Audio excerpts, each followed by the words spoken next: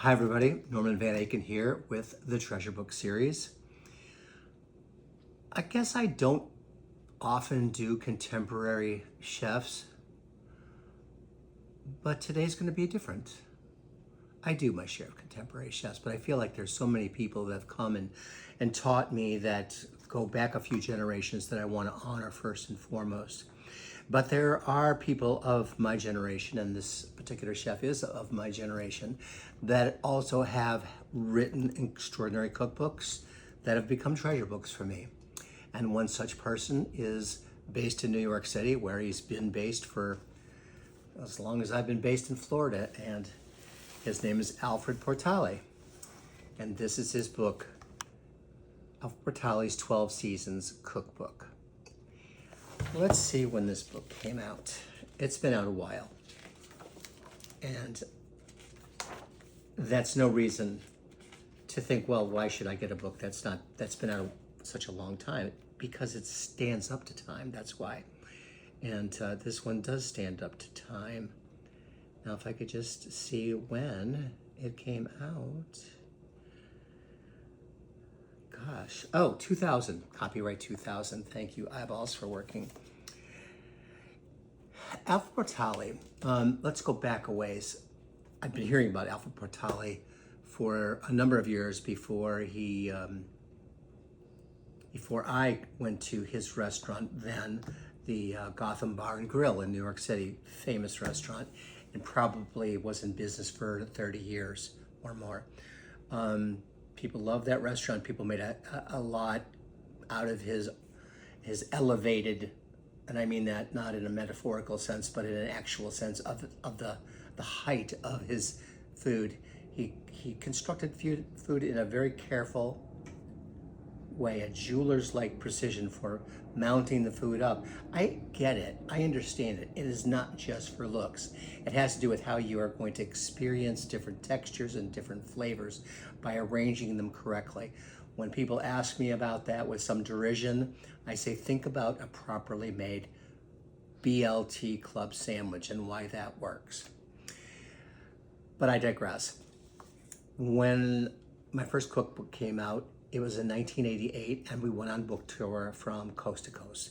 And of course, we went to New York City, and they asked me if we could do a press luncheon with Food and Wine magazine at Gotham Bar and Grill.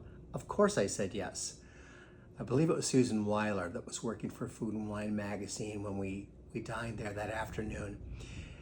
What a great, beautiful restaurant, and the action and the vibration was extraordinary, and it just made me like him, for his imagination and for what he was creating there.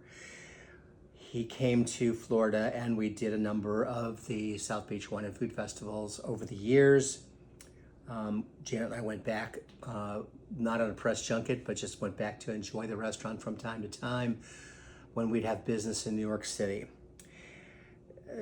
The reason I like this book so much is the photography is beautiful, but I like his construction of the seasonality of it.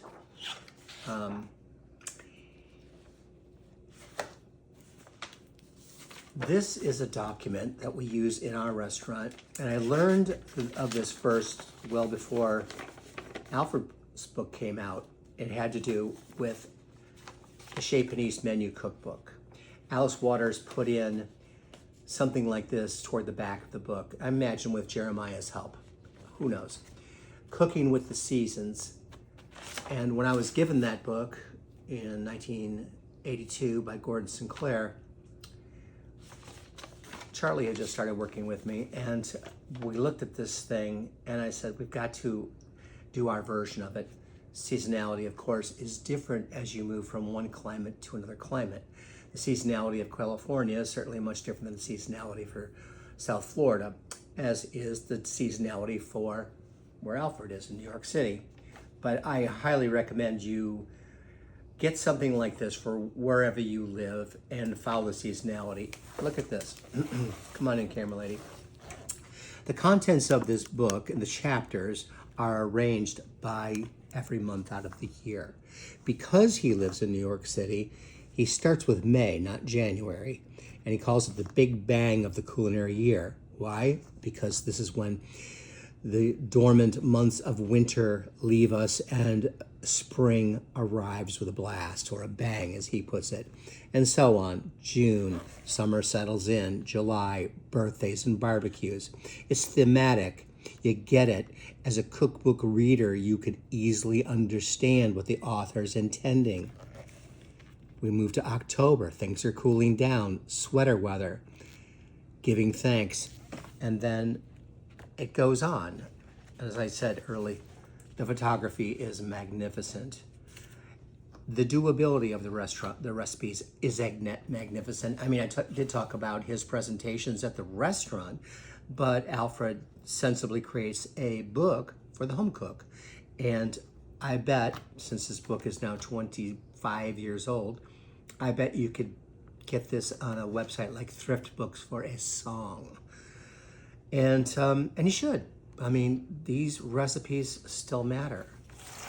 Those of you that watch my show, the Treasure Book series, know that oftentimes there can be things stuck in the pages of the books that may take us back in time. And lo and behold, what we have here is when we would go to the restaurants back in the day. This is well before the internet, and you couldn't easily avail yourself to menus online.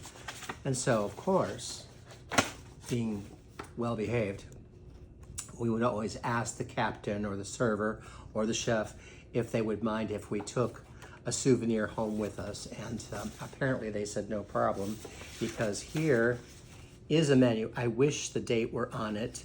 I'm pretty sure it's probably close to when this book came out, so it's been a little while. First course, second course, very straightforward. Shelf over Portale right there. Oftentimes people go, oh, look at those prices, but it's not like food was cheaper then. In a way, sometimes it was, but it's not a fair comparison is what I'm trying to say. Take a screenshot if you like. I'm sure Alfred would be thrilled to see people still enjoying the creations from this particular menu in this particular time. Cooking with the seasons is not just sort of a soundbite. It is absolutely the way the greatest chefs and the greatest cooks approach the art of cooking.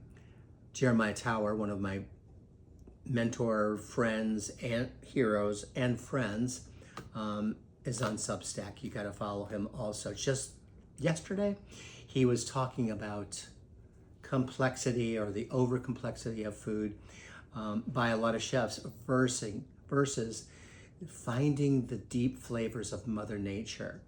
Even, reputed bad boy Marco Pierre White of England will always talk about how Mother Nature is really the most important thing that we consider when it comes to food, not the chef. Although it can be said that simplicity also should sit side by side with luxury. And so Alfred goes into this area here with luxury ingredients. He calls them out, and they are the ones you would expect to find. You may not be a person who likes every one of them, but there's a place for these celebratory ingredients as well. But the main point is following in season and creating your menus around that, because it makes the most sense. I love the name of this one, The Dead of Winter Dinner. Well, Alice and Jeremiah did some amazingly funny and appropriate and tongue-in-cheek menu titles too. We'll just leave you with, in March, a long way from the month that we're in. I like the graphic detail of the way this art is laid out here too. So, Alfred Portale, 12 Seasons Cookbook, market-driven month after month. Chef owner of restaurant Danielle Boulou, he's praising it. Alice Waters, praising it. Just was speaking about Alice. That's a nice quote. Those are nice quotes. And he's a nice guy. He's got his own restaurant named for himself in New York now.